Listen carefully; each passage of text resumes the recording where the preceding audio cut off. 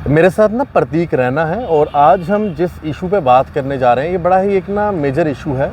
ये इशू है कि जो पहाड़ी स्पीकिंग लोगों को पहाड़ी दर्जा मिला है, उस दर्जे में कई ऐसे भी लोग हैं जो पहाड़ी इलाके में जो रहने वाले लोग हैं वो माइग्रेट करके जो है दूसरे इलाकों में आ चुके हैं।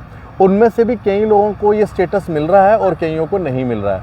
जिनको मिल रहा है वो अपनी सिफारिश लगाते हैं, अपना सिस्टम यूज़ करते हैं और वो ये मतलब स्टेटस ले लेते हैं। लेकिन कई सारे ऐसे लोग हैं जिनको अभी ये स्टेटस नहीं मिल रहा है और उसकी आवाज़ जो है प्रतीक रैना लगातार उठा रहे हैं। इसमें कई सारे इलाके के लोग हैं जिसके बारे में आज हम बात करेंगे।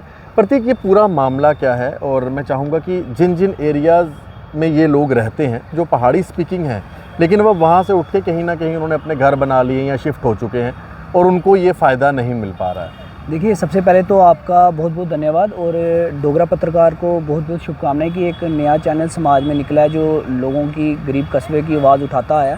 पहले तो मैं आशीष जी आपको ये क्लियर करना चाहूँगा, जो 1947 के डीपीज़ हैं जो पुंछ से विस्थापित लोग होकर यहाँ पर आए थे, इंटर डिस्ट्रिक्ट आके रहने लगे थे। 1947 में हम देशभक्त लोग हैं, अपने देश को पहले चुना था, राष्ट्रवादी लोग हैं और 1947 में हमारी पहली माइग्रेशन हुई थी। तो उसके बाद माइग्रेट होकर हम आए। 2020 में जब ये बिल लोकसभा में लाया गया तब भी हमें माइग्रेट किया गया। उसके बाद जब ये इम्प्लीमेंट किया 2024 में, तभी भी हम लोगों को गृह मंत्रालय द्वारा हमें पहचान नहीं दी गई इस चीज़ की।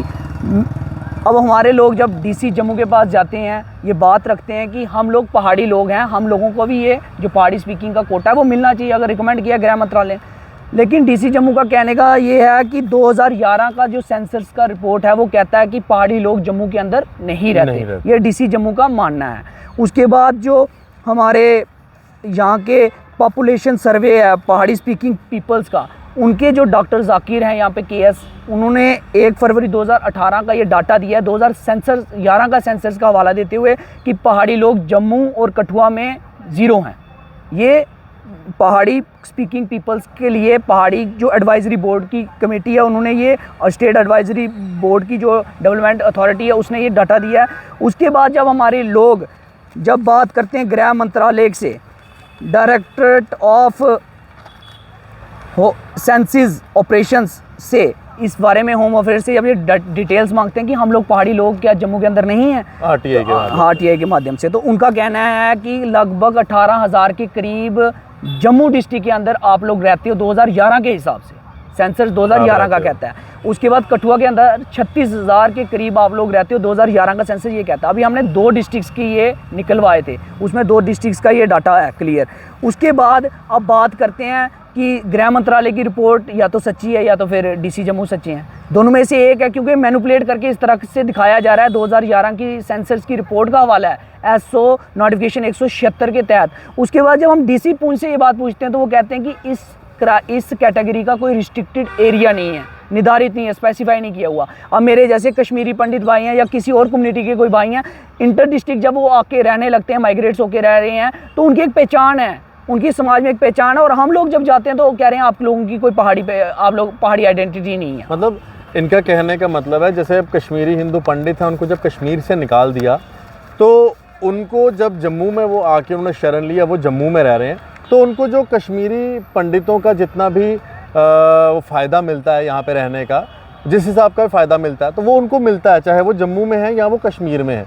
लेकिन इसी तरह से जो पहाड़ी स्पीकिंग लोग हैं, अगर वो एक एरिया से दूसरी जगह पे आ गए हैं, वहाँ से दूसरी जगह डिस्प्लेस होके आ गए हैं, तो उनको इस चीज़ का फ़ायदा क्यों ना मिले। जब इन्होंने आरटीआई लगाई तो आरटीआई द्वारा साफ़ हो गया कि जम्मू में इतने लोग रहते हैं, कठुआ में इतने लोग रहते हैं। अब उनको भी इस चीज़ का फ़ायदा तो मिलना चाहिए। जितने भी लोग इस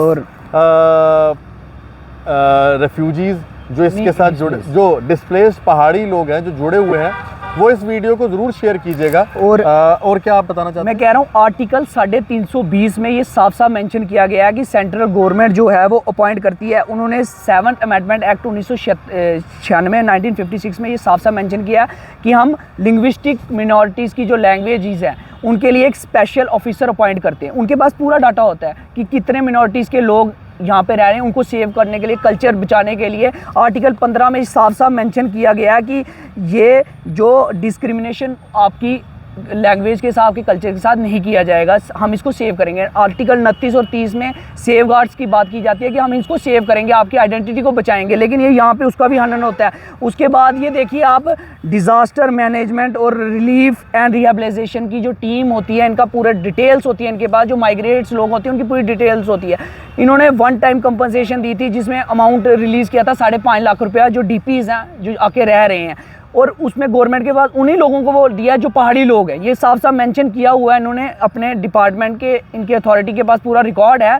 उनके पास फॉर्म ए होना चाहिए, नॉमिनल रोल होना चाहिए, लोन लेजर की कॉपी होनी चाहिए, फॉर्म डी होना चाहिए। उसी के बिहाफ में आपको 5.5 लाख रुपया मिलेगा। उसी के बिहाफ में आपकी आइडेंटिटी पहाड़ी होगी, जो आज रजौरी पुंछ के मेरे भाइयों को मिली हुई है एसटी। अब एक माँ के 4 बच्चे हैं, 2 बच्चे रजौरी पुंछ रहेंगे, 2 बच्चे जम्मू में आके रहेंगे, तो किस बिहाफ में डीसी जम्मू कह सकता है, चैलेंज कर सकता है कि आप लोग पहाड़ी नहीं हैं? ये किस बिहाफ में बात कर सकता है? हम उस देश में रहते हैं जिसमें कहते थे एक विधान, एक प्रधान, एक संविधान और एक पहचान। कल एलओपी जो Sunil Sharma leader of opposition, उन्होंने कहा है कि हमें, जिसके लिए देश के श्यामा प्रसाद मुखर्जी ने, पंडित प्रेमनाथ डोगरा ने और कितने क्रांतिकारियों ने अपनी जान की आहुति दी थी और कहा था विलय कराएंगे, भारत को जम्मू कश्मीर के साथ जोड़ के रखेंगे। हम राष्ट्रवादी लोग हैं, हमने भारत को चुना और भारत में आके रहने लगे, लेकिन इधर एक विधान, एक प्रधान, एक संविधान और एक पहचान की बात जो कहते हैं, वो दरअसल हमारे ऊपर लागू नहीं की जाती है, क्योंकि हमारी पहचान की आइडेंटिटी मांगी जाती है। कहते हैं रजौरी पुंछ के जो मेरे भाई हैं उनको एसटी का स्टेटस दर्जा दिया गया, वो पहाड़ी लोग हैं।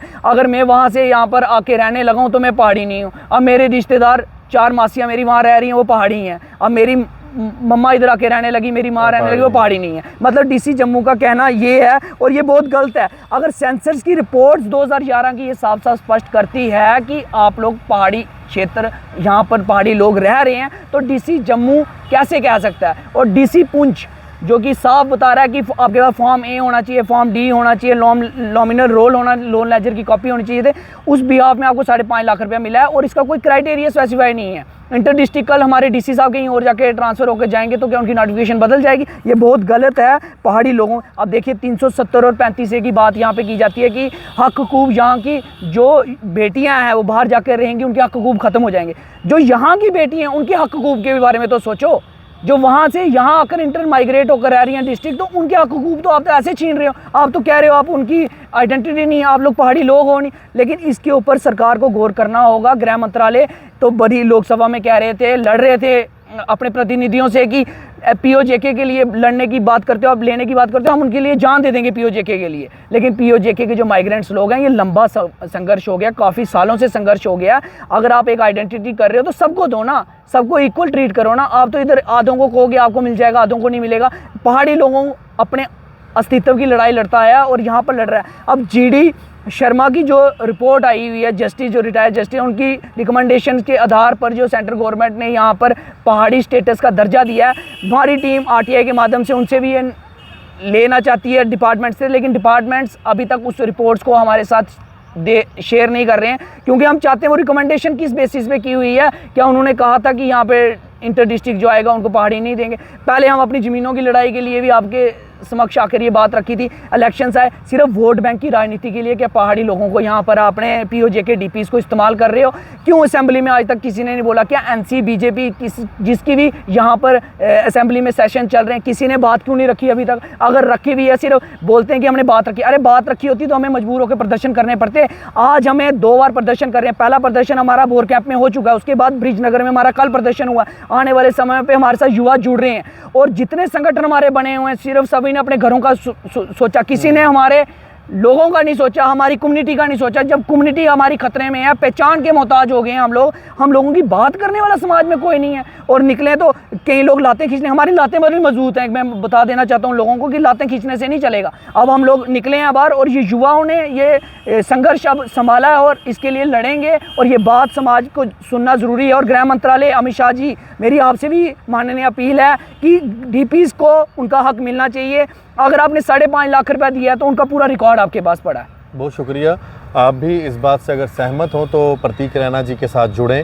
इनके साथ इस पूरे एजिटेशन के अंदर जो है ये लोगों को अपने साथ लेकर चल रहे हैं और इनका जो कहना है बिल्कुल सही है। क्यों इनके साथ सौतेला बर्ताव किया जा रहा है? मैं सरकार से कहूँगा कि इनके साथ जो है सौतेला बर्ताव ना हो और इन्हें भी फ़ायदा मिलना चाहिए। धन्यवाद।